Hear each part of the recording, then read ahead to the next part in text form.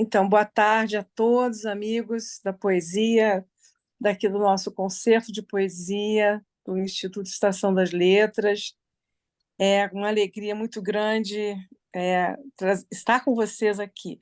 Hoje eu estou numa situação um pouco complicada, porque eu não sei usar o celular para fazer essas coisas. Em geral, eu uso o computador, onde eu vejo o público, eu vejo as pessoas todas que estão aí, né? E nesse momento nós, inclusive, atrasamos um pouco, porque eu custei a entrar. O Nuno também está com atraso, né? Que a gente não, não assim, né, por alguma razão lá ele falou que ia chegar atrasado, que não ia.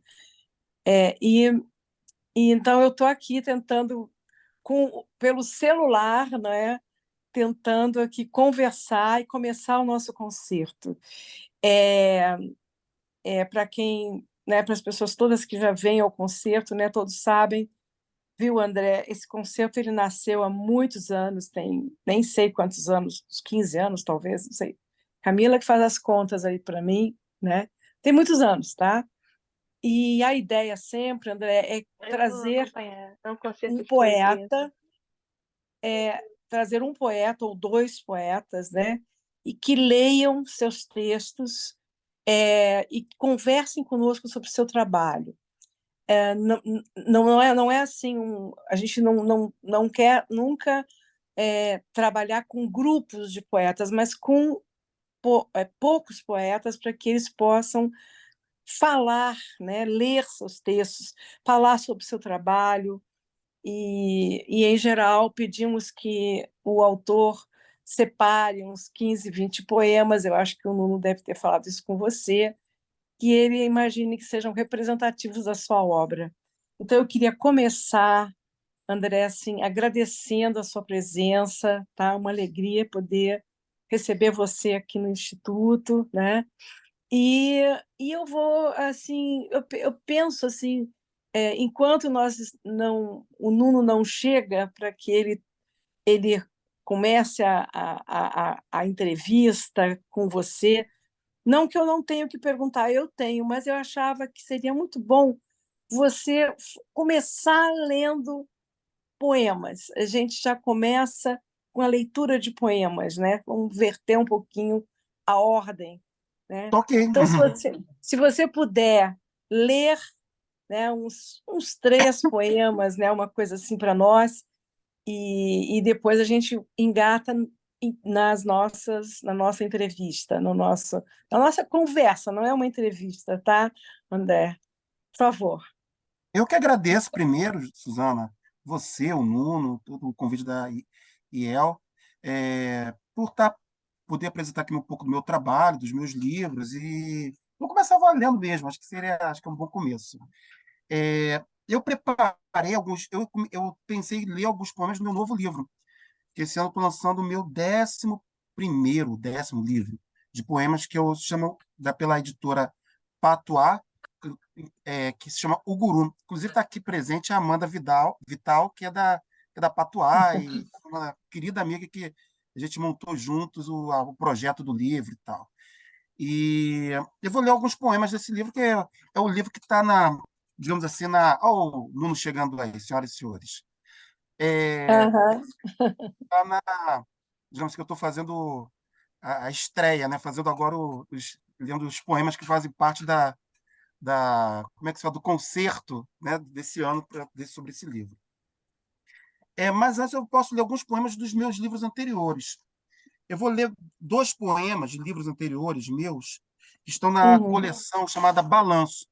Esse livro foi um livro feito com 100 poemas, com 100 poemas éditos e um inédito. É uma Uhum. coleção com 100 poemas que eu escolhi dos livros anteriores, né, fechando assim 90 anos, 30 anos de escrita. Eu vou ler dois poemas que eu acho que são bem. Eu vou ler o primeiro poema do livro, que não tem título, chama Prazer, Esse Sou Eu. E depois eu vou ler um poema do livro também, desse primeiro livro, que é. Eu vou ler o poema um poema que foi do meu primeiro livro. Vamos lá. Prazeres sou eu. Espero que a fala, a voz esteja boa. Tá É, ótima. prazer, esse sou eu. Filho de doméstica numa época em que patrões cismavam em chamar de filhas as mucamas. Eu, criado numa mansão da Barra, obrigado a amar patrões como heróis, como avós, sem direito de herança. Uma coisa aprendi: a ler livros e a me irritar com facilidade. Lá onde o sinal está vermelho e sempre acabo errando a baliza, onde ninguém divide nada, onde quando até quem te chamou de sobrinho diz um dia: a casa é nossa, deves partir. Tá bom, disse. Só me dá 2 semanas. E um outro poema que eu vou ler, que se chama, que é do livro Migalha, livro de 2019. O poema que é assim: confesso, Alan Moore veio antes de Drummond. Nos quadrinhos, a ficção tinha que ser inventada, até porque a mesada não cobria todas as edições. Hoje, a coisa mudou. Os heróis não têm idade.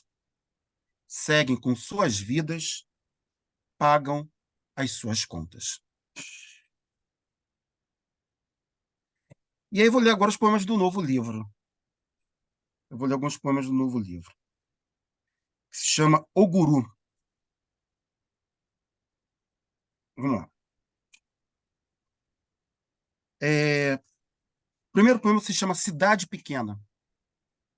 Esse poema eu dedico a um senhor ao meu sogro, Dimas da Silva Melo, que é um advogado da região de Ouro Preto. Minha esposa é dessa região, de Mariana, Ouro Preto. E ele fala que ele morava numa cidade periférica aqui do Rio, e a única coisa que ele tinha na frente de casa era o cemitério. E ele falava, cara, eu tenho que ir embora dessa cidade, porque eu vou simplesmente trocar de número daqui a alguns anos. Eu tenho que sair daqui. Ele tinha 13, 14 anos. Ele falou, eu tenho que sair daqui. E aí eu fiz esse poema. Ele contando essa história, fiquei tão impactado dele contando, que é a história de tantas pessoas nesse país, que fez esse poema que se chama Cidade Pequena. O poema é assim: a família era vizinha do cemitério. O cemitério se via de casa. Dele também se via o deserto, o campo onde se jogava a bola, o crânio arranjado pelo coveiro para os garotos brincarem. Via-se também o destino de nossa vida pela janela, naquela terra revirada. Cedo ou tarde, eu teria de ir embora. Mas, se era para ir embora, que fosse além daquela quadra assombrada, onde toda noite um rojão de fogos fatos era solto, e com ele as comemorações. Uhum. Vou ler um outro aqui.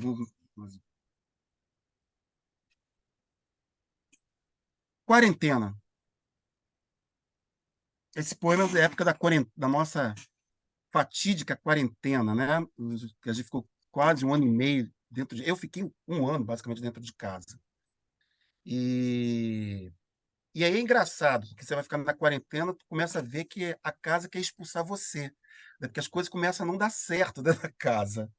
E o poema fala um pouco disso. Se chama Quarentena. A casa não nos quer. Olha os sinais. É o caso desse apartamento mal-humorado em que as prateleiras não, não sustentam mais os livros, a frigideira não desengordura. Há mais teflon que carne em nossa comida. E o varão quebrado das cortinas só me explica como, se ninguém se pendura. O sofá, que não andava bem fazia tempo, decidiu morrer. São migalhas de pão que eu varro do peito, feno no lugar do cabelo, a cabeça cuspida de um lindo bebê. E eu vou ler agora 3 poemas que eu dedico para o meu filho. Acho que está chegando já o... que se chama... São 3 poemas para o meu filho. Um se chama Terê, porque eu moro em Teresópolis, é sobre a cidade de Teresópolis. O outro se chama Nada Mais Temível que Criança, e o outro se chama Lição. Terê é o nome como os teresopolitanos chamam carinhosamente Teresópolis. Era uma pracinha numa cidade fria. Sanduíches embalados, a toalha estendida. O garoto mexe na terra para desespero dos pais, para desespero do pai. A mãe não dá bola, deixa-o escarafunchar com unhas encardidas. Em matéria de educação, cuca fresca na hora de criar os filhos. Não vai dar certo mesmo? Nada mais temível que criança. Nada mais temível que criança. Recém-nascido, nem me fale. Nada mais aguardado que criança. Você crê que pode alguma coisa, mas não pode nada. Vê-la dá saudade. E quando finalmente dorme, anda-se na ponta dos pés, de costas, qual agricultor maia, fazendo de tudo para não despertar a ira de Deus. Lição. Esse aqui foi esse poema em cima um pouco de um aprendizado que foi alfabetizar uma criança durante a pandemia. Nada fácil, eu lhe garanto. É uma tecnologia difícil de se controlar. Lição. 1. Tales, não tenha pressa em adivinhar as palavras. Eu também passei por isso e agora não me lembro mais. Quando, enfim, as palavras desgrudam da paisagem, enquadrando a paisagem, então. 2. Olhe as letras, veja como funcionam. A crase é um acento agudo contrariado. O mar se movimenta por cima da palavra não. É preciso de calma para pescar as palavras, soletrar suas significações. O dever de casa dessa vez era escrever bola. E, André, ô, querido, desculpa, eu vou te interromper. Tudo bem? claro, Em primeiro lugar, eu queria pedir desculpas a você e a todo mundo que está presente, mas o capitalismo, às vezes, é mais cruel do que devia. E eu fiquei retido num trabalho e, por fim, por causa do show da Loki aqui, bem, uma série de acontecimentos que me fizeram atrasar, né? Mas que bom que começou, deu tudo certo. Eu só queria, interrompendo você, porque eu queria fazer algumas perguntas, acho que para situar o público, né, sim. na sua poesia, enfim, para a gente poder fazer esse bate-bola e as poesias fazer, os poemas fazerem essa costura com algumas coisas que eu acho importantes que você fale aqui para a gente, né? Que você assim dê a sua visão. Então posso fazer assim, a minha ideia a partir de agora é eu faço uma pergunta, você fala brevemente, manda 3 poemas aí para a gente. Eu faço mais uma pergunta, a gente vai. Pode ser? Então tá Fechado. bom. E queria pedir para a gente, no final, você falar uns 3 poemas da Micaela e eu falar também os 3 poemas dela, assim, porque ela está passando um problema sério por conta disso, ela, né, não pôde comparecer. Então, como uma homenagem nossa a ela, a gente fazer essa leitura aqui dos poemas da Micaela, porque acho que vai ser Claro. legal. Tá bom?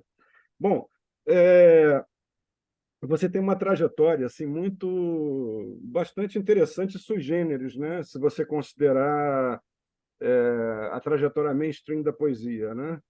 Porque você produz desde os anos 90, né? Mais ou menos assim, uma produção consistente desde os anos 90, mas você nos anos 90 era absolutamente desconhecido, né? Você não tinha isso. E curiosamente, seu primeiro livro, que é do último ano da década, que é 99, né? Ele se chama Flor à Margem. É, Ou seja, ele já chega afirmando uma marginalidade, né? Já chega como exercício de uma marginalidade. Então, eu queria que você falasse para a gente aqui, brevemente, para depois ler e falar 3 poemas, como é que você vê essa tua trajetória em relação a esses vários fluxos da produção de poesia que existem no contemporâneo, né? Porque assim, a minha impressão é que até o final dos anos 90 existia uma espécie de rio principal, né? Que aquela geração dos anos 90 meio que representou o fim desse rio, né? Você tem Heitor Ferraz, Carlito Azevedo, Cláudia Roquette Pinto, são vários e várias poetas. E a partir dessa virada de 99 para 2000, 2000 e pouco, com a eclosão dos blogs e tal, isso explodiu e também com o advento do governo Lula, né? Da ascensão do PT ao poder, assim, veio toda uma geração outros estratos da sociedade que felizmente invadiram o terreno da poesia, né? E numa espécie de ocupação urgente e necessária. Eu queria entender como é que você se vê nesse processo, né? E aí fala 3 poemas para a gente. Paulo, aquelas perguntas cabeludas, né? A ideia é Mas não facilitar, a ideia é não é facilitar. pergunta cabeluda. É, eu acho o seguinte, assim, eu publiquei meu primeiro livro em 1999. Uhum. Eu acho que a minha poesia, ela é uma poesia de transição. Ou seja, eu era um autor conhecido, e eu acho que você fez até, falou, você era um autor desconhecido. Eu continuo sendo desconhecido, eu não vejo o menor. é, mas, assim, eu era um poeta conhecido entre poetas, como geralmente são os poetas, né?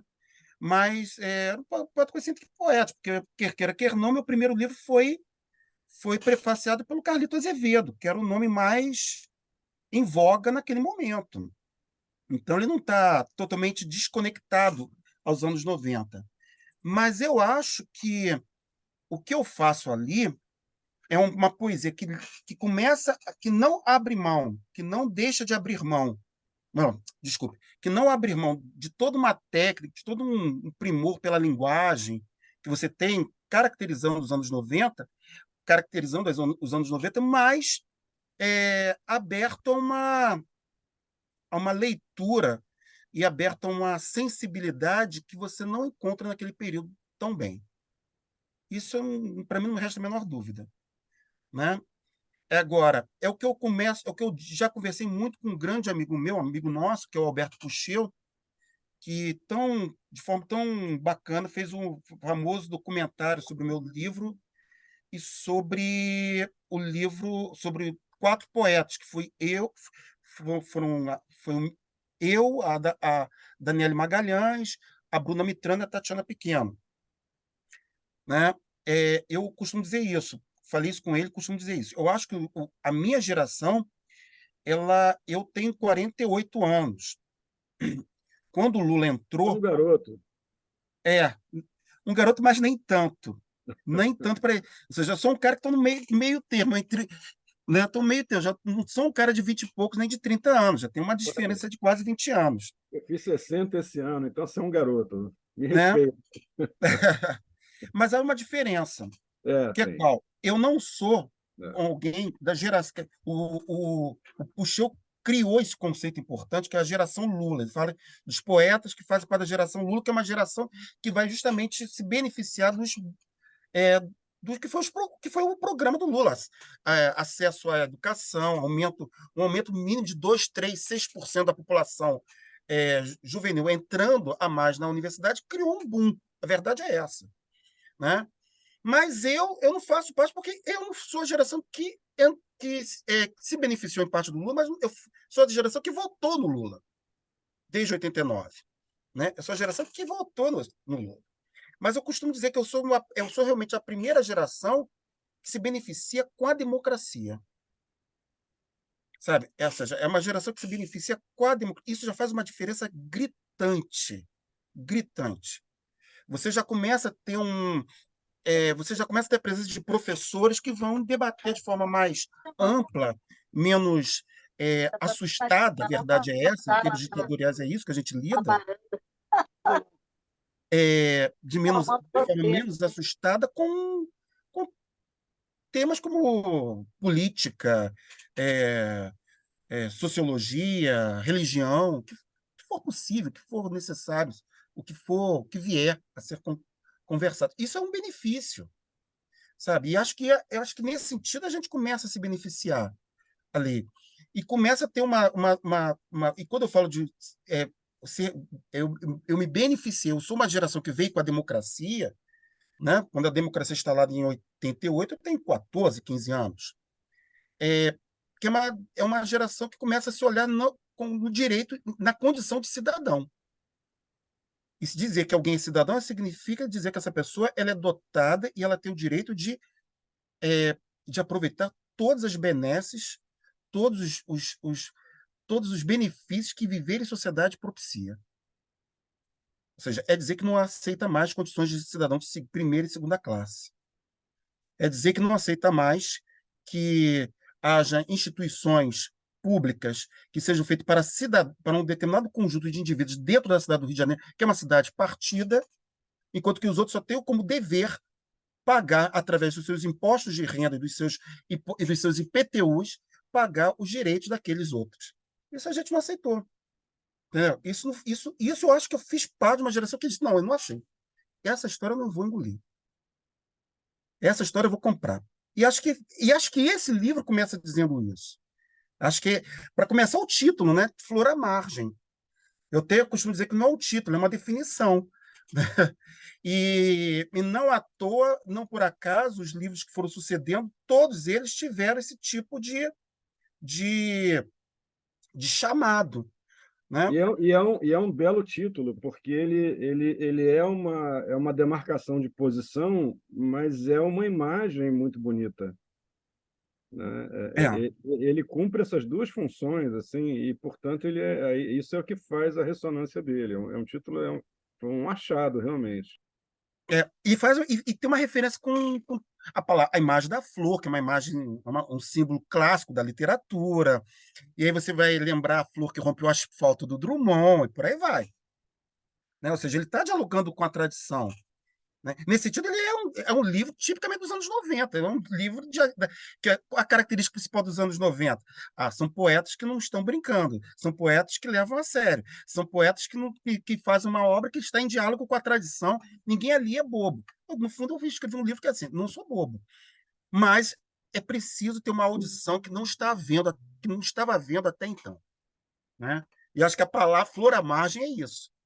O Carlito, que também não é bobo, percebeu isso e fez o prefácio. Né? Ele sacou essa dimensão. Né? E todos os meus livros têm esse tópico. Não é à toa que o tema é Flor à Margem, ao Léu. É quase como uma. Porque eu tenho o meu querido amigo o Armando, ele diz que a gente fica escrevendo o mesmo livro a vida toda. Né? E não é à toa que, de certa medida, tem isso. Né? Flor à Margem, ao Léu, migalha. Né? Não é migalhas, migalha, é uma única migalha. Só começa a mudar, exatamente, cidadão, só começa a mudar a partir do balanço.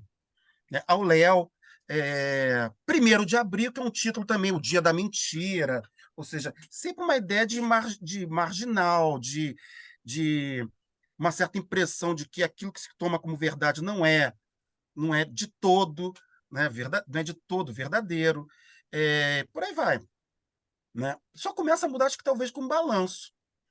E aí vai ver o título Guru, né? Que, que em relação ao Léo, né, e Floramar já não tem muito, já muda um pouco. Mas foi aquilo que eu converso muito com a minha esposa, que é historiadora da arte, que é a Cris, né? A gente fica conversando, e aí falando, olha, não tem muito, também não tem tanto lugar agora ficar me colocando como flor à margem, né? É preciso Não, e aí também. tem uma questão do trânsito para uma maturidade Sim, da escrita que chega num determinado ponto, você se assenhora de questões que aqui, algumas já estão resolvidas, outras resolvidos. aparecem. As questões elas vão se renovando e se repropondo, né? Mas fala três Uhum. poemas aí para gente, fala três poemas aí para gente. Pra- Tá, eu vou ler um poema, já que fazer. falou do velho Flor à Margem. Uhum.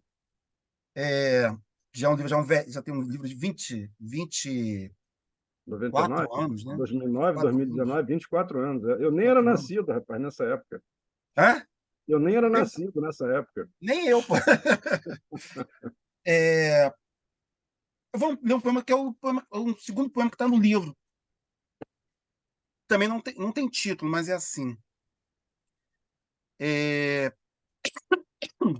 desculpa, eu estou com tosse de professor. Fiquei da aula 40 horas seguidas em escola técnica, não tem jeito. A queda do mar anula a ideia de chuva. Águas invadem a seca, tísica mensagem do espelho azul. Naufragam a certeza do pão, do chão. O pão na moenda que moe as mãos dos que moem açúcar, dos que colhem os dedos nos laranjais. A chuva retrai o senso de coisa perdida. A chuva não perdoa. Permanece o cristal de sangue na tina. Um corpo vem conhecer nos bueiros o cheiro de ferro das vigas, as estrias da cidade, a carcaça do bandido. Enquanto a chuva segue o crepúsculo precoce do sol no exílio. É uma que eu gosto. E é um poema que é engraçado. Esse poema eu tirei de uma cena, de um fato que aconteceu em Jacarepaguá, que teve 3 meninos que estavam brincando num córrego de Jacarepaguá, e com uma daquelas chuvas torrenciais, eles foram levados para o Oceano Atlântico. E eu fiquei tão impactado com isso, porque a água pega e volta, né? Ou seja, Jacarepaguá, acho que quer dizer isso, é uma terra, era um mangue, ou seja, tem um período ali de contato, e eles levaram, e por isso a ideia, o corpo vem conhecendo os bueiros, ou seja, ele vai sendo, né? Eu vou ler um outro aqui, já que você pediu, eu vou ler um do Auléu. Um poema tem uma outra temática que é forte na minha poesia, a temática familiar.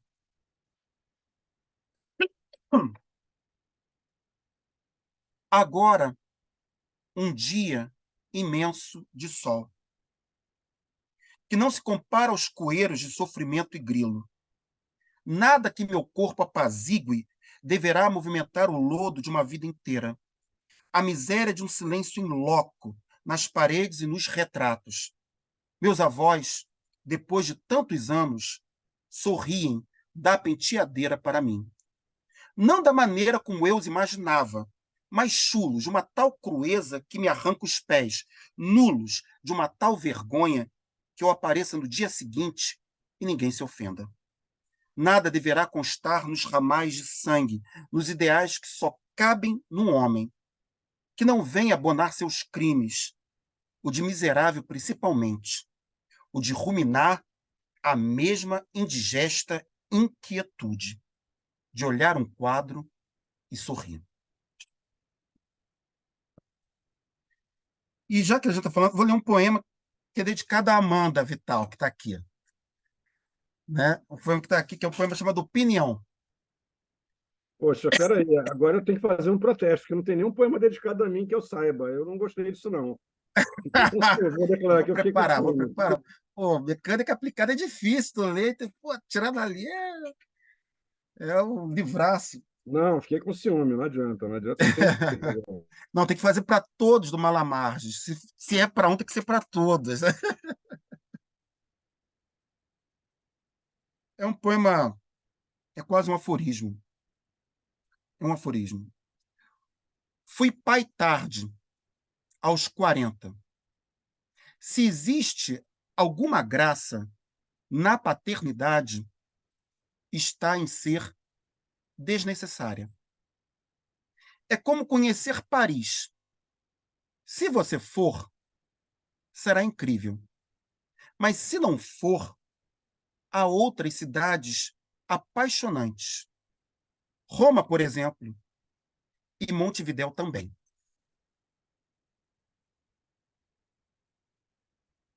É, mas, mas acho que é isso. São poemas que têm. Acho que tem a implicação familiar, como citei aqui. É, tem uma questão com, com a linguagem também. Né? O tema da linguagem é uma corrente, é uma constante também na minha poesia, que acho que é de todos os poetas. Né?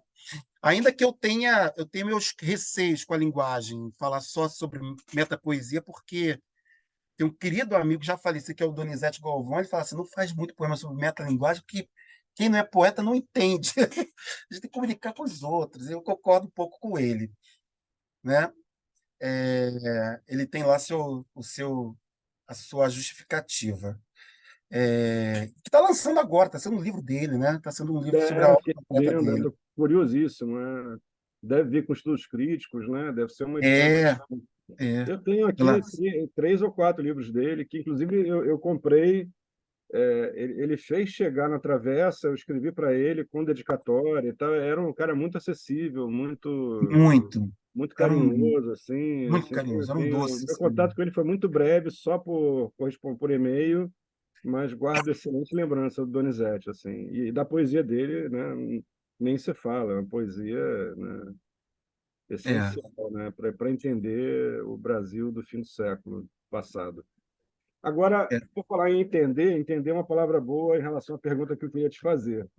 Você tem feito uma trajetória, André, entre algum traço maior de hermetismo e uma busca de maior comunicabilidade e clareza ao longo desses de 99 para cá, né, dos seus livros. Eu queria Sim. que você falasse disso, na sua visão, a necessidade da clareza, ou ela não é necessária, isso é apenas uma busca pessoal? Isso faz parte de uma visão mais geral da poesia, ou isso é apenas resultado, ou isso é resultado de questões muito individuais? Queria que você explicasse para a gente e falasse três poemas. A pergunta, no final das contas, é o que produz um poema, né? O que Uhum. produz um poema são fatores.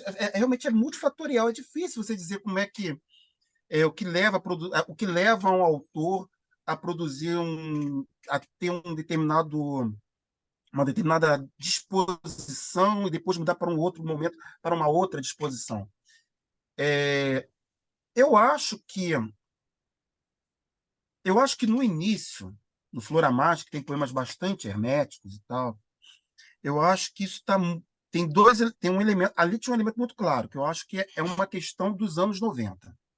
Os anos 90 é um ano, os anos 90, a poesia produzida nos anos 90 era uma poesia que exigia um nível de leitura, de entendimento do texto que era para poucos, né? E de alguma forma todo mundo ali se via na necessidade de produzir algo nesse sentido. Tantos que já estavam produzindo há bom tempo, por exemplo, um Eucanão Ferraz, um Carlito Azevedo, ou mesmo o Heitor, que já é um pouquinho menos hermético, até a garotada que estava vendo ali no final de 98, 99, em que eu me encontro, em que se encontram Paulo Ferraz, ou Tarso de Mello e tal. O meu segundo livro, que é o 1º de Abril, que é o livro mais hermético de todos, de alguma forma ele tem um elemento que eu acho, esse elemento estético, tem uma ligação, tem o liame, tem uma ligação com a questão busca de uma linguagem ainda hermética por uma questão estética, mas também tem uma questão de cunho pessoal, né? Foi um livro que eu escrevi no período em que eu convivi largamente com a doença psiquiátrica da minha primeira esposa. E, de alguma forma, o estranhamento que eu estava convivendo naquele período apareceu na minha poesia, né? Eu vejo que... Agora, engraçado é que fica até 2004, em 1º de abril. Depois eu começo a reabrir a minha linguagem, cada vez mais, né? Cada vez mais. E também porque por uma coisa que eu acho que, para mim, foi ficando cada vez mais sedimentado. Escrever de forma clara é algo extremamente difícil. Extremamente difícil. É até mais fácil você escrever um poema mais... Você usou a palavra hermético, de soslaio, né, de uma linguagem truncada, do que algo que alguém leia, entenda e rapidamente possa fazer um juízo de valor sobre aquilo. Isso é muito mais difícil. Muito mais difícil, né? Eu gosto do conceito do Vandré, que era um conceito que ele usava no livro, no disco dele, das Terras do Bem-Virá, que é uma espécie de... Ele chamava de linguagem total, de comunicação total. Eu gosto dessa noção para a arte. A possibilidade de você tornar um texto que seja compreensível para todos, ainda que possa ter camadas de leitura, mas que seja de pronto compreensível para qualquer um, né? Eu acho que foi feito nesse sentido. Acho que as coisas foram acontecendo aos poucos. Porque também é uma questão que tem que se colocar. Eu acho que o hermetismo ali era uma defesa também, né? Quando você escreve de uma maneira muito clara, os problemas que o texto pode incorrer aparecem de pronto, né? Não sei se salvei a minha resposta para a sua pergunta, mas acho que é um pouco por aí.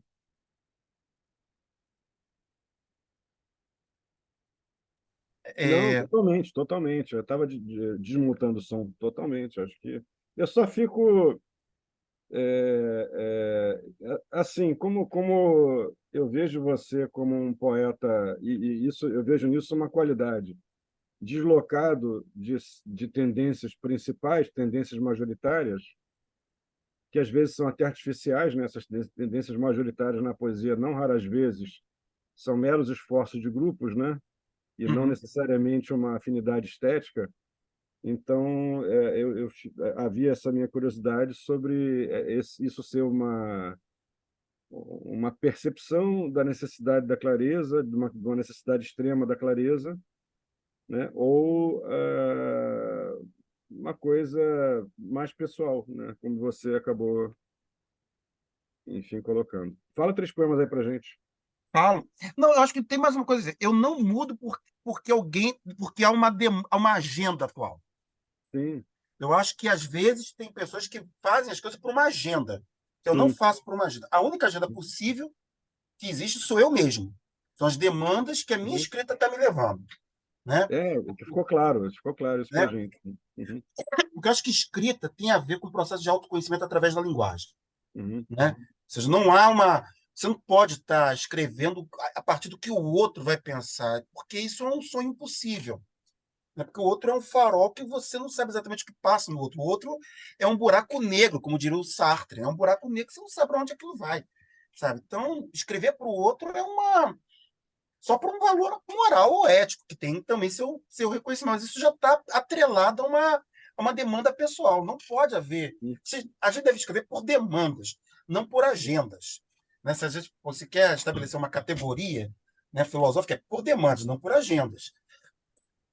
A A gente poderia... pauta, a pauta não vem de fora, ela vem de Pode dentro da observação do mundo, claro, mas ela vem de dentro, Exatamente. né? Ela pode até vir de fora quando aquilo tem uma importância para você, Claro, né? mas é essa Mas não por posição um pessoal modismo, sobre. né? Por um modismo não dá, É, fica ruim. fica ruim. Manda 3 É, poemas aí. vou mandar 3 poemas. É, vamos lá. Eu vou ler do novo livro. Um poema mais hermético, já que é. Fazer. Venha Eu nunca calhar, venha largo. calhar. Eu tenho minhas esquisitices, eu nunca largo. Vamos lá. Caixa de Pandora. O mais aconselhável é que se cozinhe em banho-maria a esperança, que se administre gota a gota a esperança, que a sirva crua, ciente das especiarias que não virão. É costume também comprá-la em caixas, pois ela é o pior que nos reserva e o que temos de pior. Deprimente que nossa espécie tenha acabado assim, num formigueiro, e que um candeeiro ainda se acenda.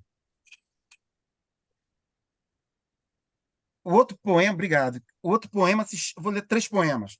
Vou ler, o outro chama AA, que é. Esse poema até já pensei até fazer um vídeo jogral, sabe? É, vamos lá. AA, que é o símbolo do Alcoólicos Anônimos, né?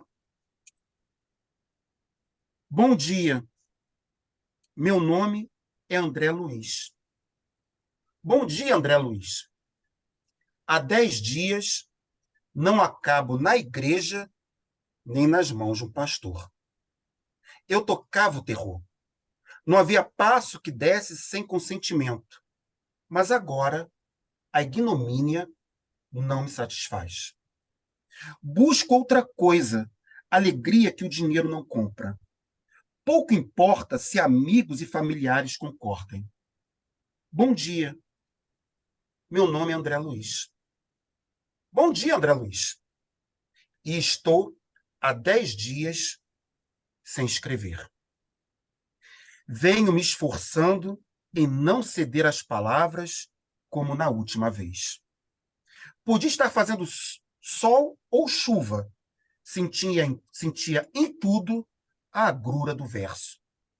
A mãe podia estar sendo enterrada ou o sobrinho nascendo.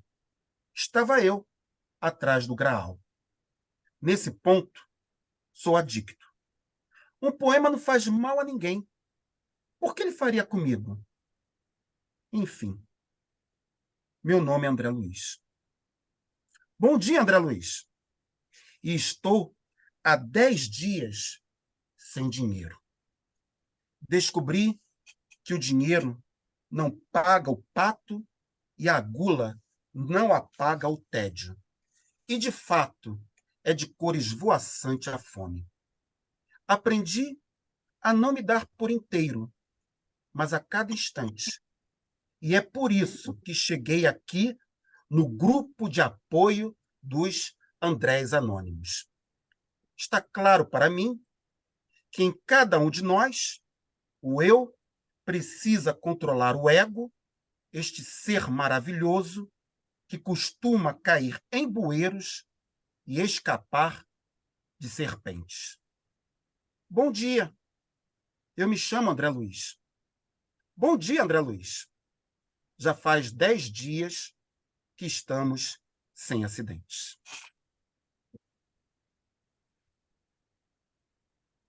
E Muito são bom. os gurus, né? São os imensos gurus da vida, né? São ali estão os 3 elementos mortíferos, né? Ou seja, é o Freud, se não me engano, que fala que os seres humanos ou fogem pela religião, pela droga ou pela arte, né? É um pouco por aí, né? Religião, dinheiro e arte, né? Então, os três componentes ali que trancafiam qualquer ser humano. O outro poema, eu vou ler o último poema do livro, que se chama Fim de Jogo, que é um poema sobre uma relação entre a morte e a obra. Fim de jogo. Final de livro é sempre terrível. Pior quando se trata destes de título Poesia Completa. É certeza não só do fim do livro, mas daquele outro fim nos anos que se seguem ao longo das páginas.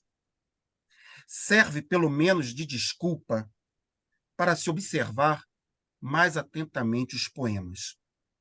Não que os poemas sejam terríveis, não que seus versos exijam alguma anedota, mas porque, ao ler a obra completa de um autor, chega-se ao fim da sua existência.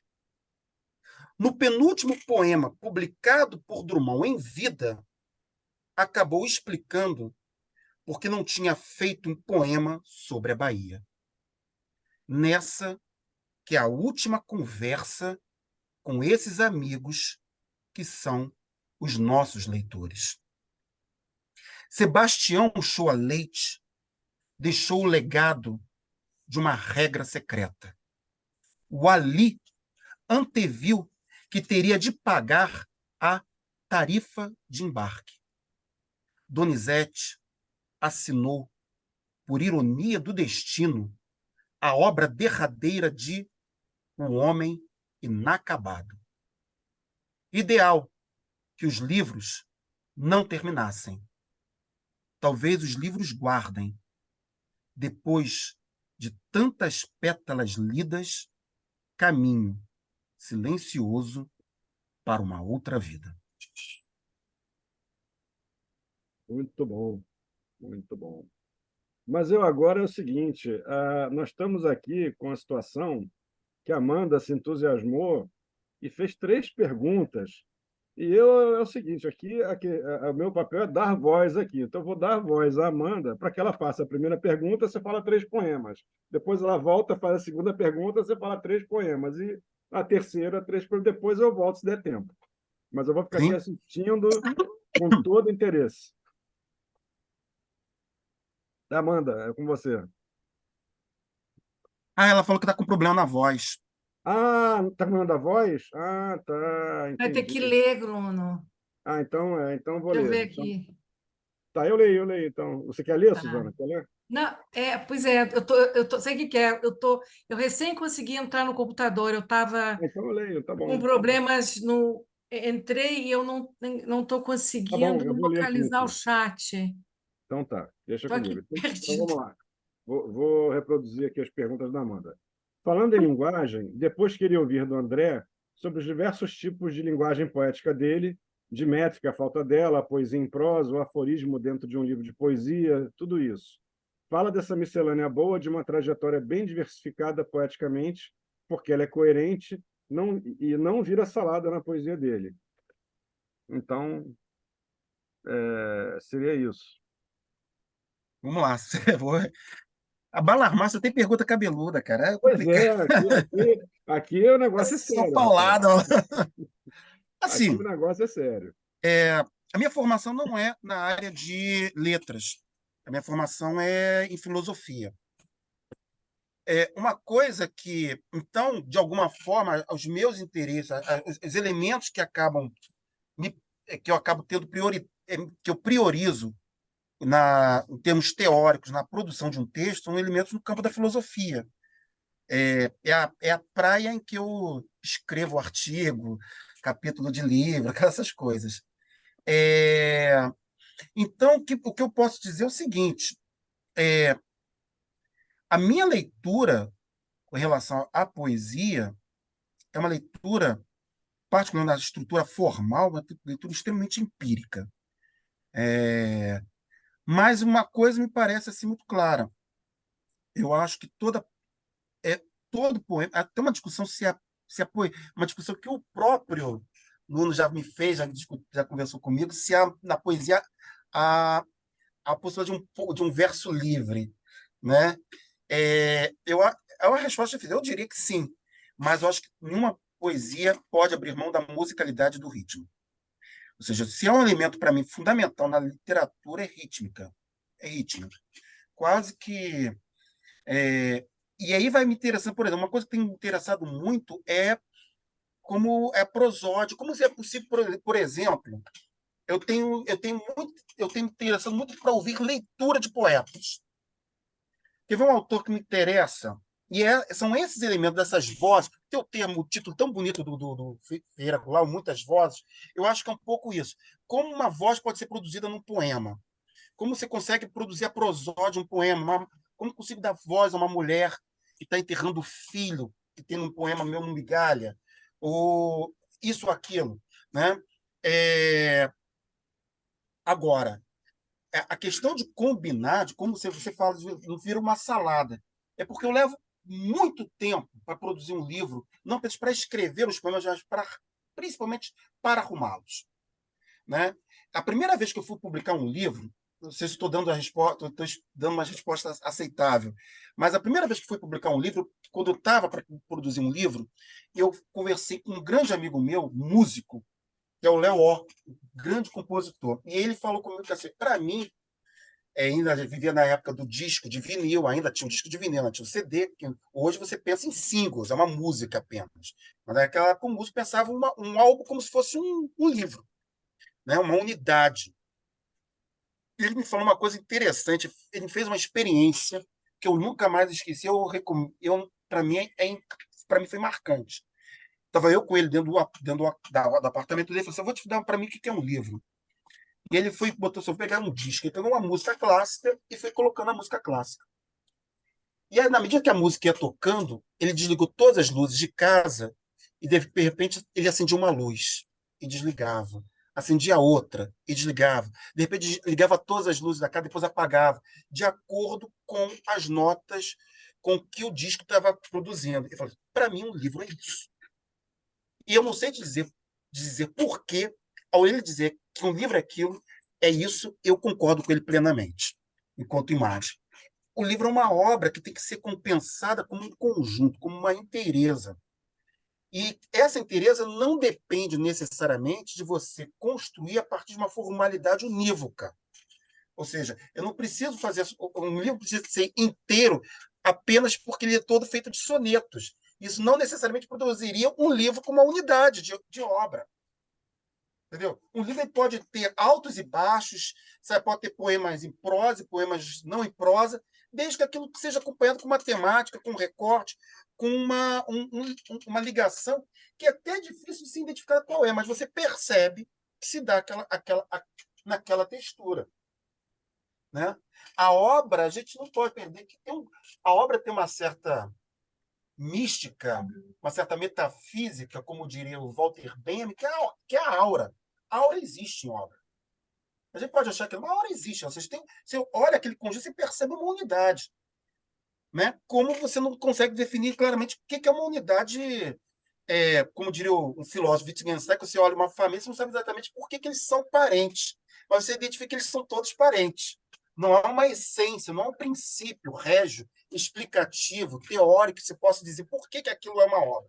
Mas você percebe que há um conjunto formado de fato. E é isso que eu tento buscar, né, a cada livro meu. E eu acho que, para mim, livros que têm uma certa variabilidade na sua forma, eles, para mim, me agrada mais como escritor. Me agrada como escritor, como leitor. Eu tenho isso me causa, me dá uma, me encanta mais.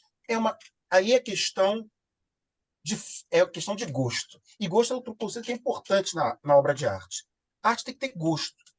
Não é gostar de tudo. Não é dizer que o que você não gosta esteja errado, seja ruim. Não, não é isso. Mas que você tem que você tenha predisposições, disposições. Não dá para por aí. Acho que nesse sentido, né? E eu sou um poeta que tendo a ser sempre, eu não escrevo eu não escrevo metrificadamente. Eu já escrevi e sempre quando eu escrevo, eu sofro da síndrome do Manuel Bandeira. O Bandeira tem uma história que é maravilhosa, que ele escreveu um poema todo metrificado e o crítico, isso está na obra completa, ele cita isso no Itinerário de Pasárgada. E o crítico escreveu só um trecho e cortou um pedaço. E ele disse que entendeu o que o cara quis dizer. Falou assim, porque não precisava rimar, sabe? Não precisava, sabe? Sabe? É porque eu estava mais preocupado em produzir um anteparo de acordo com uma métrica já pré-estabelecida do que, de fato, o que o poema estava querendo que fosse. Entendeu? Então, eu até já fiz, mas na hora eu falei assim, não preciso disso aqui. Isso aqui é bengala. Pá, pá, pá. No final, do poema um verso livre. Mas que, para mim, funciona muito melhor. Para mim, é o que o prédio precisa, o que aquela obra precisa. Os andames caíram. Né? Nesse Então fala sentido. 3 poemas aí pra gente. Vou ler um antigo e ler 2 novos, porque eu estou fazendo aí a sessão, estou fazendo. Como é que se fala quando um concerto de música, o cara vai fazendo. Concerto, toda. Não é nem só concerto, é quando o cara vai fazendo vários shows em vários lugares, que vai para fazer a divulgação do disco dele. Temporada. É a temporada, Temporada. exatamente. Toda temporada o guru. Toda temporada o guru. Né? Eu vou ler um poema. Tá. Eu vou ler um poema chamado Felipe. Vou abrir aqui, tá o Felipe. Felipe é o nome do meu sobrinho. É um poema para minha irmã e para o meu cunhado, né? Quando teve meu sobrinho, uma emoção muito forte, tal, foi bacana. Felipe, cantando. Aquela mulher emocionou muito, pois minutos antes de ela o pôr no colo, disse, ríspida, como sempre, eu não me sinto mãe. Foi quando, com os convidados saídos do quarto, já cansados de mais uma notícia e a insistência da enfermeira de pôr o seio à boca, ela cantou. E ali tudo começou. Cantarolar miúdo, de boca cerrada, os olhos da poesia viram, mas não contaram. Cantarolar calado, de Roberto e Erasmo fora do tom. Só então, o universo abriu-se diante de mim e enterrou. Que sequência divisa! Que poder temos nós! Se nasci, foi sem querer. Se morri, foi por acaso. Menos a mãe que cantarola. Griffith tinha razão. A mão que balança o berço é a única coisa que move.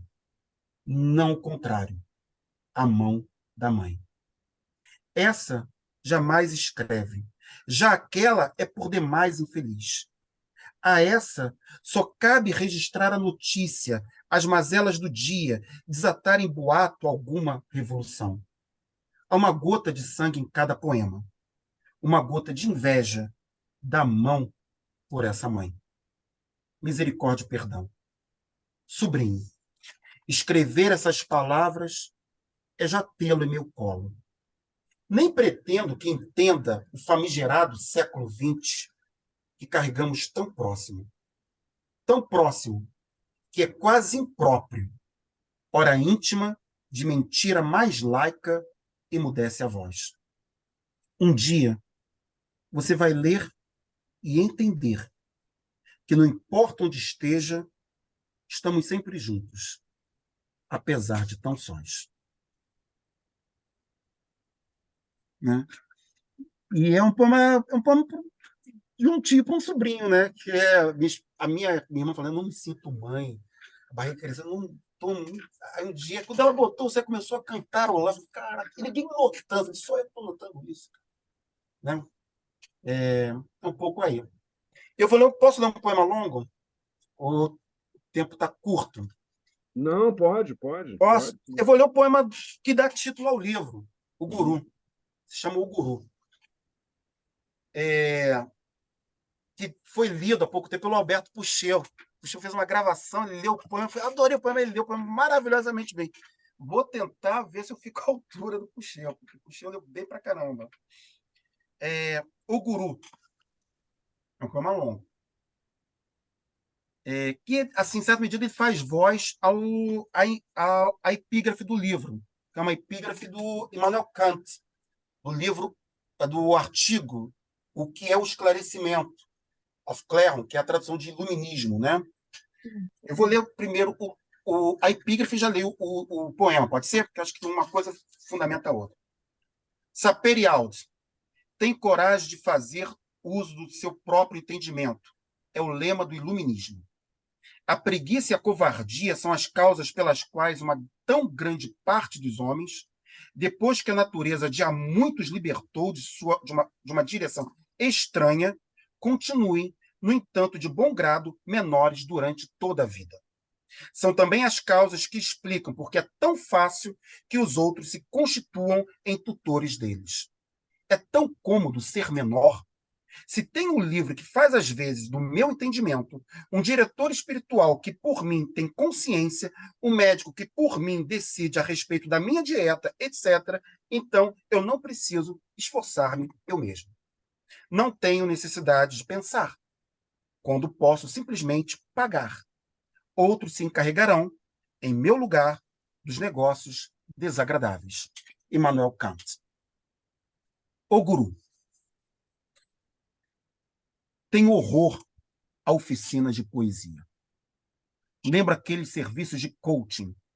Mas talvez, por ter chegado aos 40 e ainda me achasse completo idiota na arte do verso, decidi experimentar. O guru disse que eu não conversava com minha criança interior, que ela queria ser liberta, mas eu não deixava. Quando comecei o curso, achei que me meter em mais outra religião. Mas já no fim da primeira sessão, quando fazíamos a poderosa técnica de olhar para o espelho quebrado, falei diante dos outros alunos, meus irmãos agora. Caiam fora. Trata-se de ritual que ajuda a gente a se livrar das energias impuras. Abre o chakra para a visão cósmica que a poesia exige. O guru não explicou assim de forma tão teórica, mas deixava claro para os incautos que quando se diz caiam fora, é aí que acontece.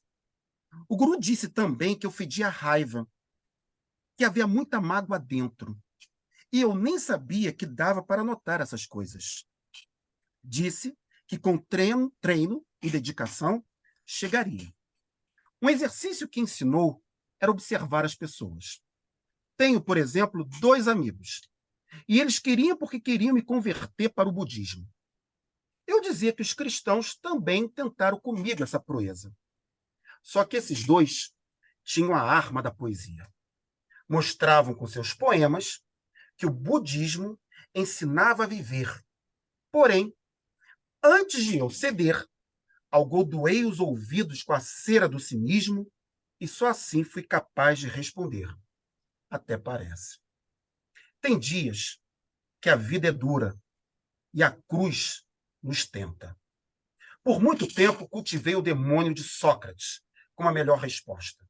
Hoje, contudo, sei que agir assim é uma forma de defesa. Aprendi que cada um se vira com o que tem. Tive também um tio que disse algo parecido quando eu botava as pessoas contra a parede. Acha que agindo assim as pessoas vão te entender? Tem quem pira só de ser ameaçado em sua fé. É o que você quer? Um abstêmio pulando feito sapo numa cama de pregos? Uma coisa que o meu guru não queria era que eu julgasse as pessoas. Queria que eu as olhasse, apenas. Que eu devia, enfim, reaprender a olhar o mundo. Insistiu também na minha autoindulgência. Reiterou a opinião de amigos. O guru disse o que eu precisava ouvir. Que o mundo é pegar ou largar, espécie de metáfora programada sem data de término. Insistiu também na ideia de perdão, que o perdão acalma, e acalmar é mais importante para a poesia do que se imagina. Perdoar, eu disse, é que são elas. Mas você devia perdoar, respondeu o guru com a maior calma do mundo. Fiz então uma lista de dores que podiam ser esquecidas. Eu lembrei do editor que, para humilhar, teria perguntado ao poeta se sabia escrever. E ele teria respondido preenchendo um cheque. Serve. Outra história é a de Wallace Stevens. Quando Wallace morreu, quiseram prestar homenagem entrevistando os mais próximos. O engraçado é que ninguém que trabalhava com Wallace sabia que Wallace era poeta. A resposta da secretária foi a melhor. Você está dizendo que Wallace Stevens, meu chefe, era poeta? Se ele não tivesse infartado, eu nem suspeitaria que tinha coração. É disso que estou falando.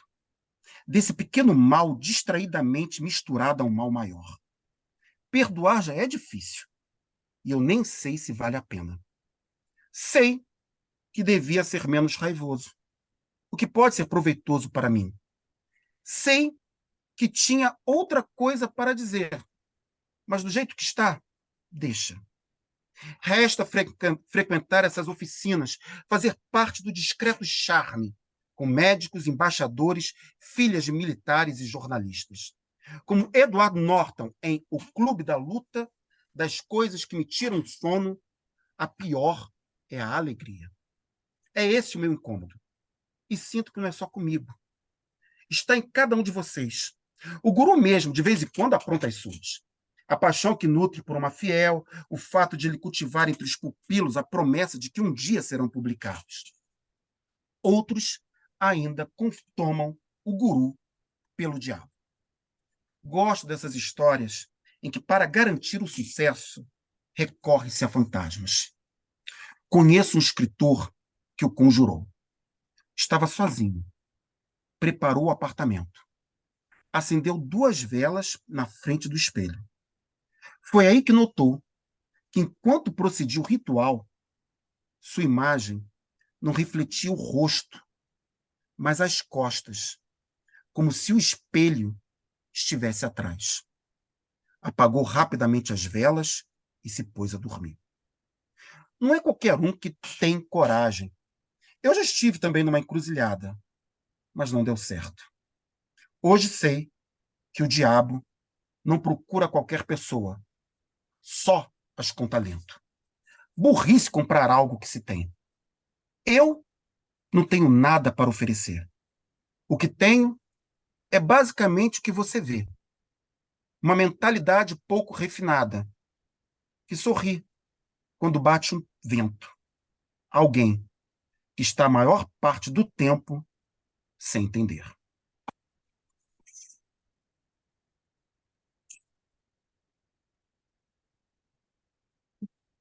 É isso. É muito bom, muito bom. É uma tomada de posição, né? É, Uma tomada de posição.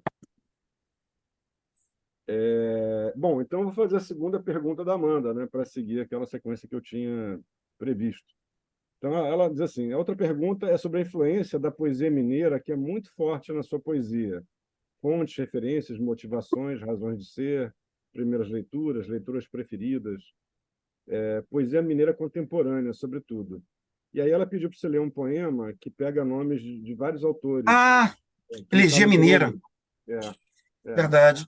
Ah, é. assim, é engraçado, porque a poesia mineira, claro, a grande referência para a poesia mineira é, sem dúvida nenhuma, Drummond, né?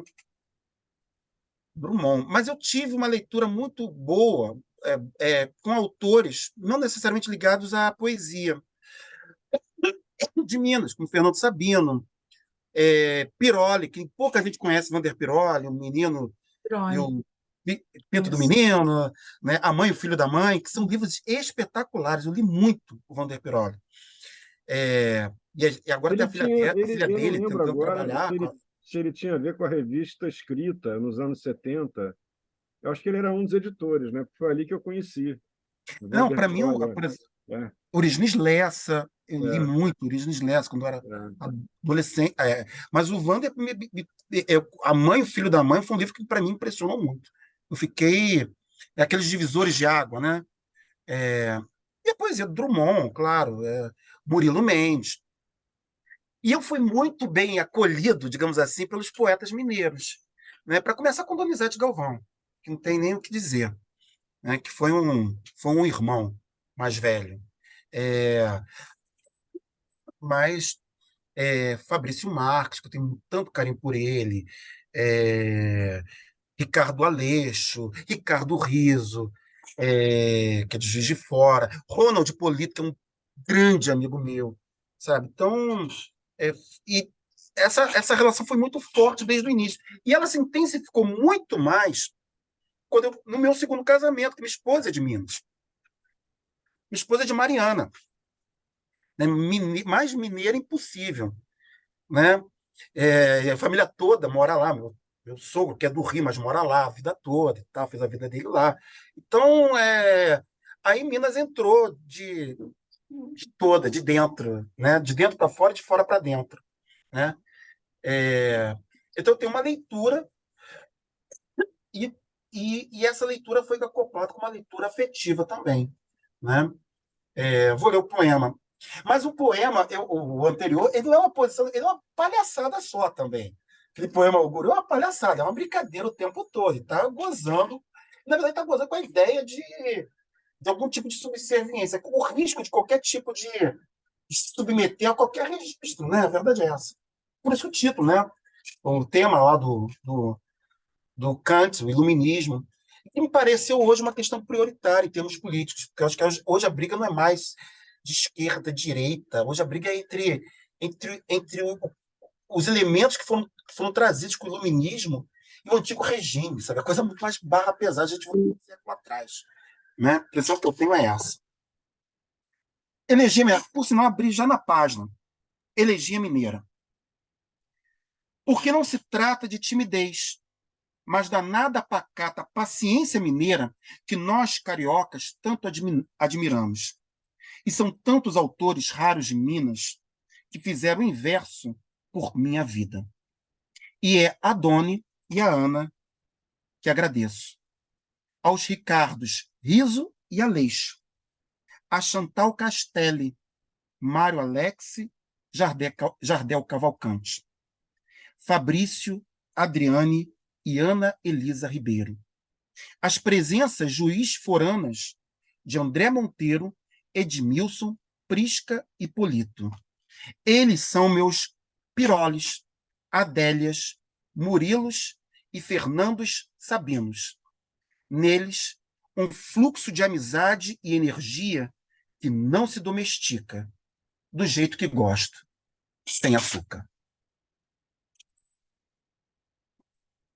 É isso. Mas fala mais dois, então, para a Mais gente dois. fechar essa sequência de três. Continuar falando Frente. estamos na temporada. Estamos na temporada. Vamos lá, da Central. Da Central do Brasil. Famoso Central do Brasil. Né? Número 1. É dividido 1 e 2. 1. No trem, a alegria que se tem é por desespero, mas também por prazer, quando em meio a esses inomináveis gritos, a gente escuta as suas vozes. O dia começa com o hipnotismo descarado do vendedor que empurra os negócios. O rapaz grita segurando a caixa de isopor, apontando para os policiais, acusando os policiais. Pega, ladrão. 2. Vender é uma arte. Quem vende precisa crer no que está fazendo. Todo mascate sabe que a vida é uma mentira deslavada. Já as mascotes, não. Até lá, continue. Não deixe de vender. Esteja sempre à venda, em movimento. Nas ruas, nas praças, nos trens, nas igrejas. De casa em casa. Podendo, antes que lhe prendam, até nos aviões.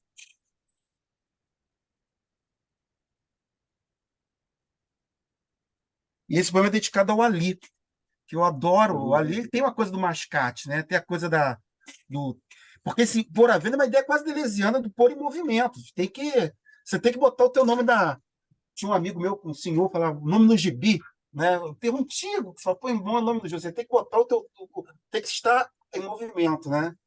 E esse poema é uma coisa que é uma coisa que tem me interessado muito, é como é possível você escrever, você colocar a palavra também encaixada. Como é possível gritar num poema? A gente sempre tenta pensar que a poesia ela pode ser uma linguagem sempre muito em brancas nuvens. Aí você ouve um autor como John Berryman lendo os poemas, ele grita todos os poemas. Bêbado, totalmente alcoolizado. E é uma coisa espetacular. É uma coisa realmente que não tem como você ouvir aquilo e não sair de outro jeito.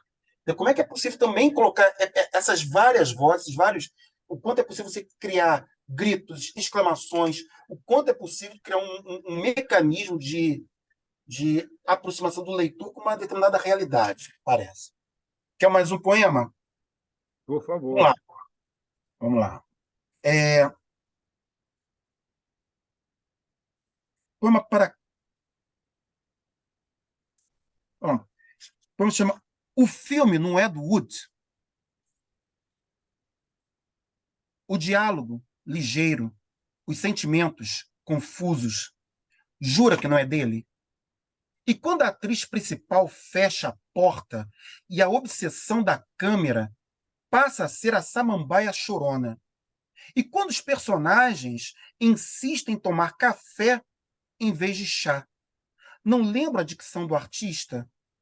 E essa fixação por Nova York, quando o melhor ocorria em Los Angeles, e essa mania de todos os personagens tomarem vinho pela manhã, e esses gritos pontuais ao longo de 2 horas. Jura que não se trata de contexto hollywoodiano. E esse poema que você acaba de fazer, jura pela mãe mortinha, risos, que não é do Wood? Agora, o Ali Salomão falando poesia é um negócio também, era um espetáculo à parte, né? Ele, a fala dele, a encenação, todo o corpo dele estava colocado. Só, Poesia é só, teatro para ele, né? só para contar uma brevíssima história, né? Só já a propósito de você ter mencionado, uma vez eu estava voltando de um trabalho, era um fim da tarde, assim, vinha do Recreio para Copacabana. Tem muitos anos, foi 2001, 2002, sei lá.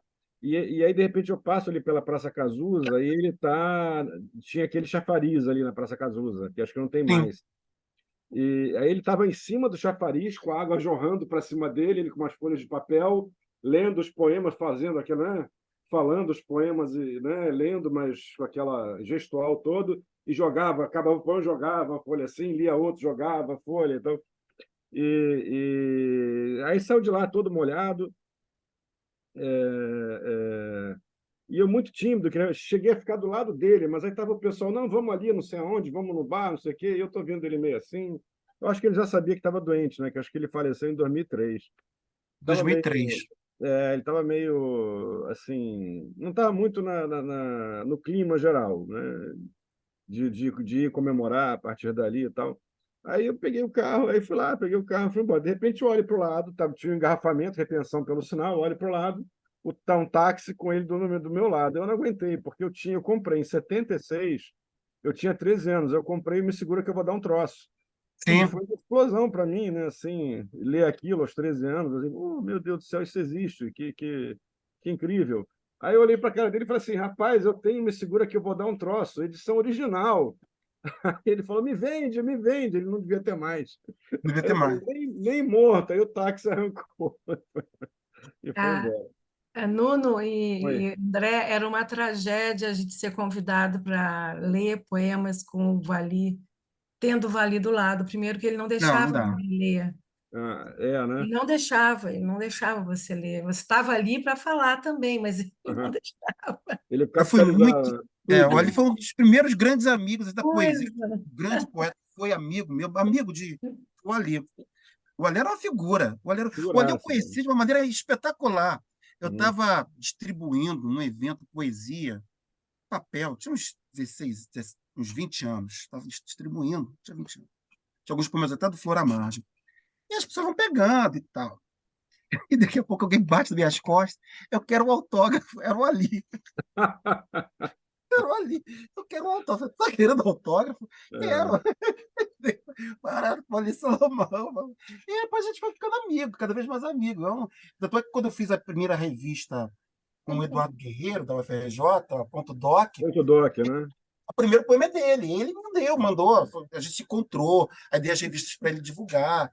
Então, era uma figuraça. É um cara que eu encontrei uma vez na rua para ir procurar emprego. Ele falou: tá fazendo o quê, André? Eu falei: eu estou indo procurar emprego. Eu estou lá com você. Putz, grila. Ele foi comigo. Eu tinha uns 23, 24 anos. Meu Deus do céu. Ele falou, não, o cara é bom, então não sabia nada que eu ia pedir lá de emprego. Ele é bom, fez merchandise, contrato, pô, Foi de marqueteiro pessoal, foi seu marqueteiro, marqueteiro uma pessoal. figuraça. O Ali era, acho que a Suzana Sérgio falou bem, o Ali era inesperado.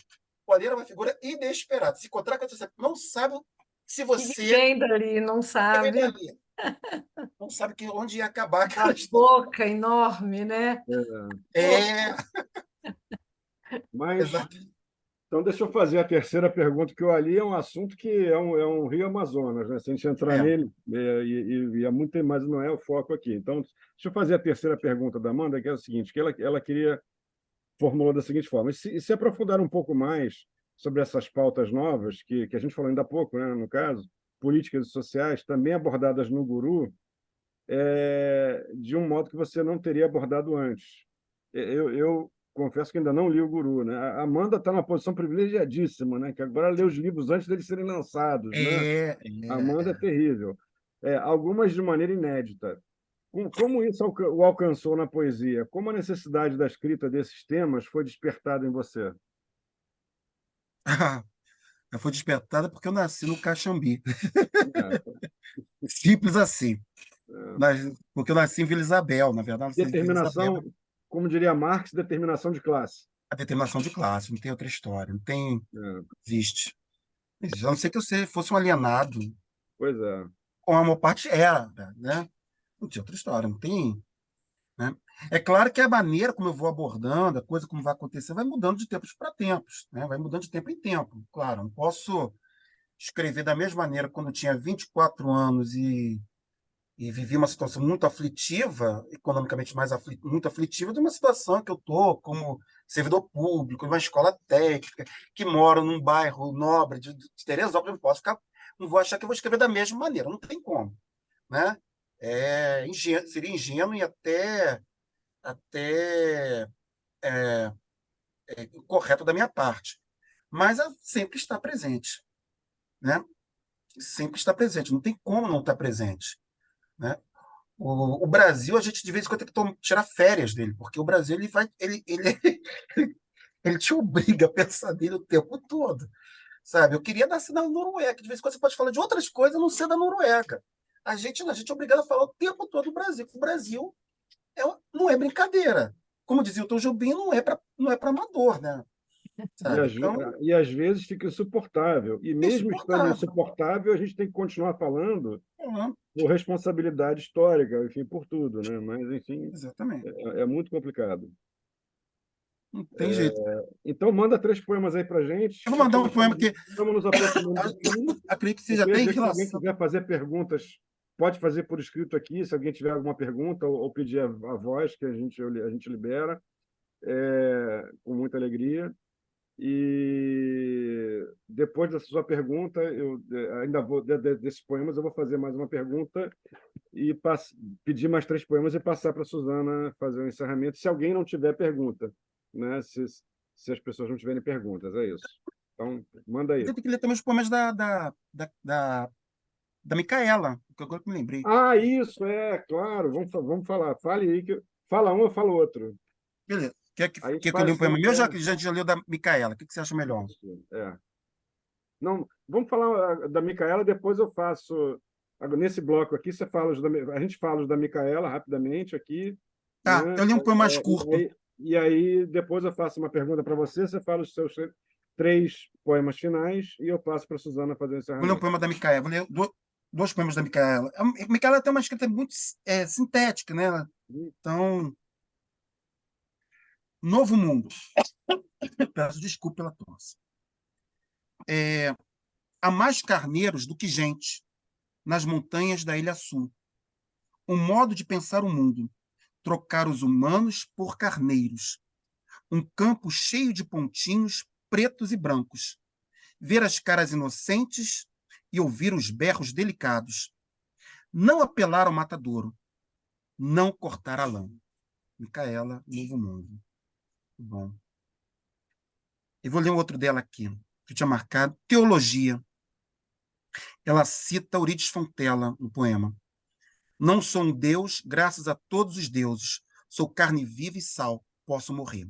Eurídice Fontela. Como é assim? Venha pegar meus pedaços de carne e sal, há muito já morri. No que era e no que me tornei, pouca diferença. Liberdade é a morte consentida. Você levanta as mãos e percebe. Não há mistério. O alívio é imediato. Fala mais um, fala mais um. Mais um dela, né? É, Vou ler o poema dela que dá título ao livro, Paisagens Inclinadas, que é um livro que foi lançado em ano passado, 2022, pelas Sete Letras. Vamos 7 lá. letras, é. Paisagens Inclinadas. Na tarde mais absurda, nos meus territórios destruídos, no que se espera do fogo. Bonito pra caramba. Bom, eu vou falar 3 poemas dela que eu gosto bastante. O primeiro se chama Visão. Te encontrar numa praia de areia muito branca e mar muito azul. Pegar os seus 2 olhinhos marrons e colocá-los num vidrinho em cima das pedras brancas da encosta. Ficar ali a ver o mar e a olhar os seus 2 olhinhos e a lembrar que nem tudo que está posto no mundo é para se pegar com as mãos. O segundo chama-se Hospital. Trocar os selos da promoção do supermercado, escolher o modelo da faca, chegar em casa e fazer uma sopa de legumes. Descobrir que a faca corta tão bem as cenouras como os dedos. Beleza. E o terceiro é Lição. Não permitir que o enorme pássaro sem asas afete o teu espírito criativo. Ter no bico um estado permanente de uma felicidade estranha. Eu acho que a poesia da Micaela sempre atenta assim justamente para essa última palavra do poema, ela me remete à produção da Micaela. Sempre ela puxa para um estranhamento do mundo assim, né? A É, poesia ela enviesa para essas essas questões do mundo que nos fazem sentir essa estranheza. André, para finalizar, eu queria você, assim, o seu estudo acadêmico foi na área de filosofia, né? foi. E aí eu queria saber, para finalizar, e pedindo para você ler após essa resposta 3 poemas, em que medida, aparente ou não aparente, né, se dá essa conversa entre filosofia e poesia na sua produção? Não, eu acho que é mais aparente do que inaparente, ela está sempre presente. Na filosofia, ela tem uma capacidade, a faculdade de filosofia, formação em filosofia, e mais que eu fui aquela formação do alfa ao ômega, né, da graduação até o doutorado, ela tem uma capacidade impressionante primeiro, de você pensar o conceito, né? Ou seja, não, então acho que a primeira coisa que eu acho que a filosofia foi me oferecendo é pensar o papel e o valor de cada palavra. Nenhuma palavra, isso talvez, por incrível que pareça, mais do que na minha leitura inicial na poesia, né?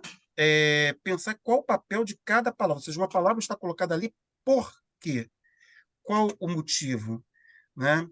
E claro, a filosofia ela te oferece, até pelo volume de sistemas, de modelos filosóficos, de sistemas metafísicos, ela te oferece uma diversidade muito ampla de visões. Isso acaba, de alguma forma, interagindo no que eu escrevo, né? Como eu escrevo lá no poema, né? Eu algodoei os ouvidos com a cera do cinismo. O cinismo é uma escola filosófica, né? A escola lá de Diógenes, de Sinope, e aí você tem toda uma referência. Eu acho que a minha poesia, ela tem que, se você tiver uma leitura com a filosofia, você vai ver uma série de referências ali com a história da filosofia. Muitas, acho que não são poucas, não são muitas, mais do que eu imaginava, né? É, e ela me permite olhar para, assim, o que a filosofia me oferece é poder pensar a literatura para além do que a literatura mesma pode, para além de um olhar meramente acadêmico, do que acontece muitas vezes nas faculdades de letras, né? Me parece, acho que ela me permite essa leitura com as artes, né, com as artes plásticas, com conceitos operatórios importantes da estética, conceito do que é o belo, do que é reprodutibilidade, né, do que é indústria cultural, do que é indústria de massa. Eu acho que, por exemplo, que a filosofia me ofereceu fortemente, que é uma marca da minha poesia, é a ironia. Eu acho que a minha poesia é extremamente irônica. Eu mesmo sou uma figura um pouco irônica, mas a minha poesia acho que é mais do que eu sou, mais do que eu sou, né? Mas, enfim, eu vou ler então 3 poemas da, da temporada.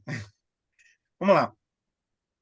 O poema que foi perguntado sobre é para a questão que a Amanda me perguntou sobre como a poesia, como a coisa acontecia, melhor, como eu pensava as questões de poesia de ordem social antes e depois, né? Como é que isso foi transitando, né? É, eu vou ler um poema que se chama Religiosa,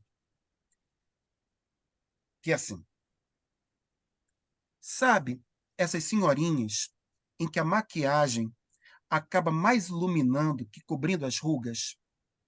Pois lá estava uma, sentada a 2 cadeirinhas, bebericando, não sei se café ou chá. Seja chá, mas apropriado ao simbolismo que procuro. Bebericava em meio às mastigações da torrada que equilibrava com as mãos. O único aspecto indelicado, eu até diria demasiado, pois fazia par com o meu de bisbilhoteiro, era o batom que esmaltava só levemente o dente.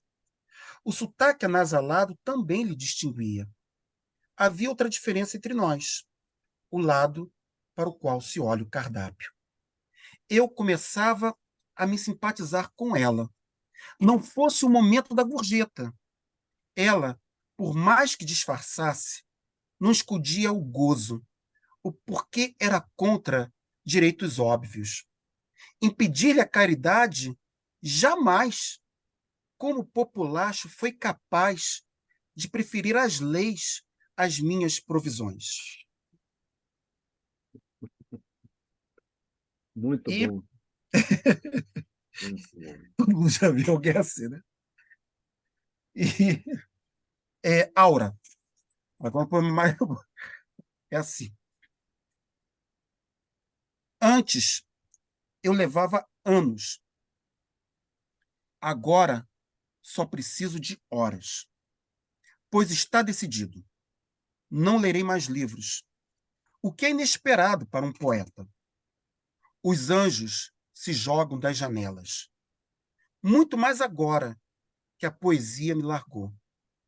Porque, sinceramente, não é poesia o que faço, mas um catálogo de erros. E se hoje você me perguntar o que ela é, a resposta que tenho é o silêncio. Mas até o silêncio é enganoso. A verdade é que eu não sei o que é poesia. O que eu sei é que talvez, só talvez, a poesia esteja para uma sombra que persegue certas pessoas, nutre-se de uma saudade de paraíso engasgada. E é por isso que penso em soluções que salvem nossa língua, num futuro mais que perfeito, que não se restrinja à eternidade.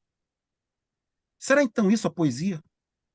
Uma promessa por palavras jamais? Um jantar à luz de velas, a custo de velas acesas? Cada poema é escrito pela última vez. Sinto uma tremenda inveja dos músicos, em que as apresentações renovam o que foi feito. Por que conosco é diferente?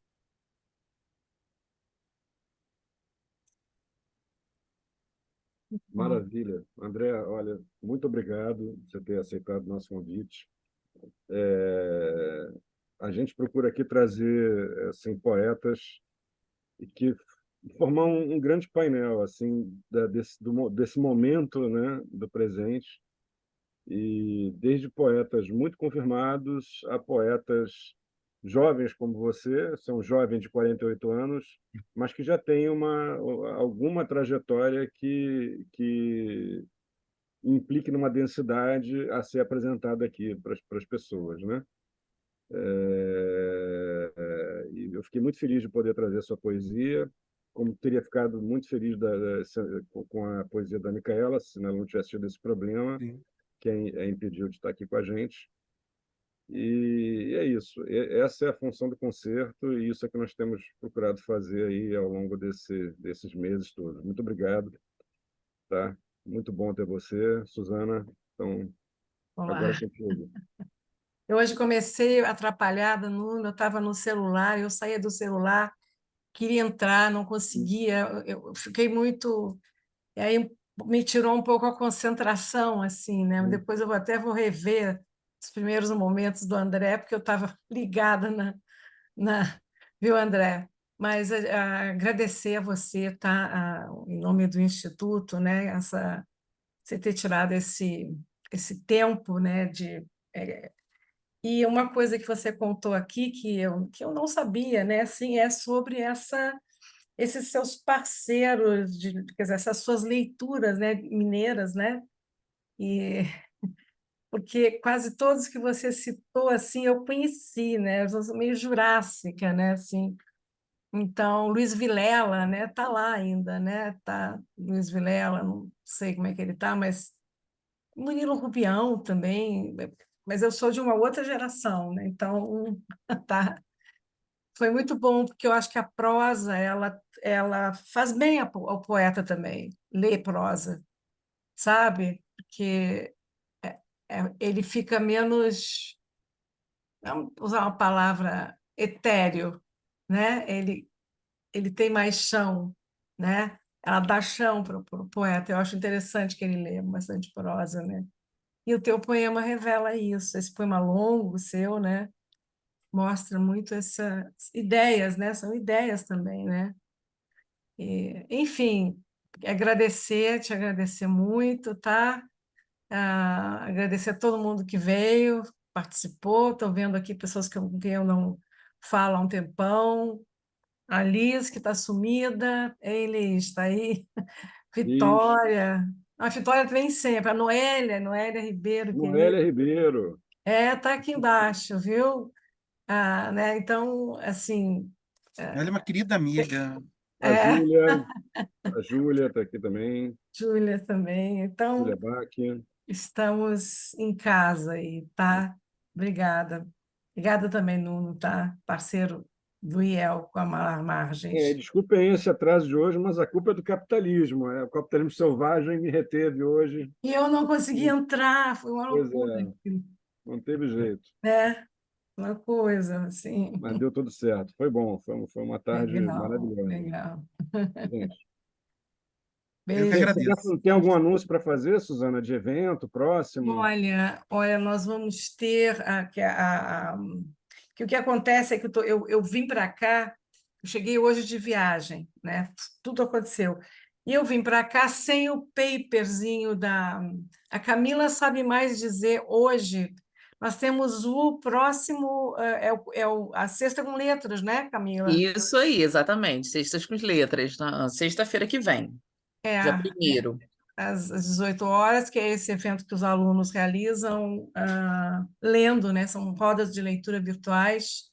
A próxima é o Machado de Assis, né? Isso mesmo, Com com a a Mara Sena. Mara Sena, então é um Machado, então vai ter. Tem muita prosa também no Instituto, né? Tem a Janela Literária e o Sexta com Letras, o nosso concerto. Então, vocês estão todos convidados, sexta que vem, 18 horas, gente. Eu cheguei também de viagem, eu fiquei sem o paper, sem o lugar, a anotação, né? Cheguei realmente agora, faz pouco. de uma Falar que a viagem bem Lúcia leve. Sider está presente também. Lúcia, Lúcia, beijão para Lúcia está você. sempre, Tá? Lúcia, está É, sempre. Nossa parceira e aqui. agradecer a Camila, né? Essa guerreira de coração doce, É isso a aí. quem eu tenho muito que agradecer, principalmente por ter paciência de me aturar ao longo dos dias e das semanas. Né, Camila? Obrigado por tudo. Legal. Então tá, gente. Um bom Tá? sábado aí, fim de semana bom, com friozinho. Tá bom para ler Uma delícia. e ver um Hoje eu vou tomar filme. um vinho à noite, até para relaxar, É, isso aí, isso né? aí. Tomar um vinhozinho à Pensando noite para dar hoje. aquela. Né? Tá Gente, bom? André, obrigado mais uma Tá. vez. Tá? Abração. É Tchau, isso gente. aí. Beijo. Beijo para todo mundo.